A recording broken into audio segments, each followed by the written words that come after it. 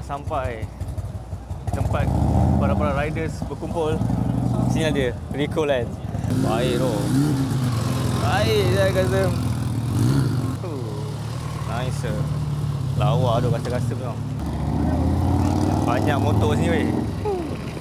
Double barrel dia letak macam mana? RR Heavy Storm. Handsome si arwah dia tengok. Kau tengok arwah dia seksi guys.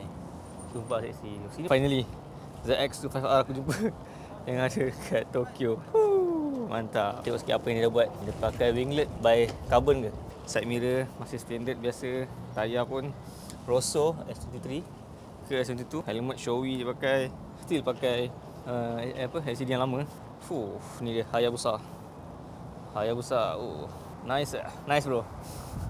Wah, ni fully carbon ni Italjet ni. Tak silap aku. Handsome. Wah, dia bakar pula bunyi Hayabusa. Cik. Ni ninja weh. This is total madness.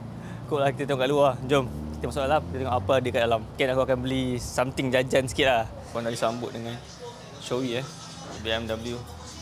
Harga dia murah je, 91,000 ke. Yen lah tapi. Masuk terus lah. Terus masuk ke barang-barang seal. Helmet guys. Kawasan helmet kat sini. Baju kasut riding kat sini. So kat sini bahagian action cam lah. Ada Insta360. Ni Azmi Motovlog suka ni.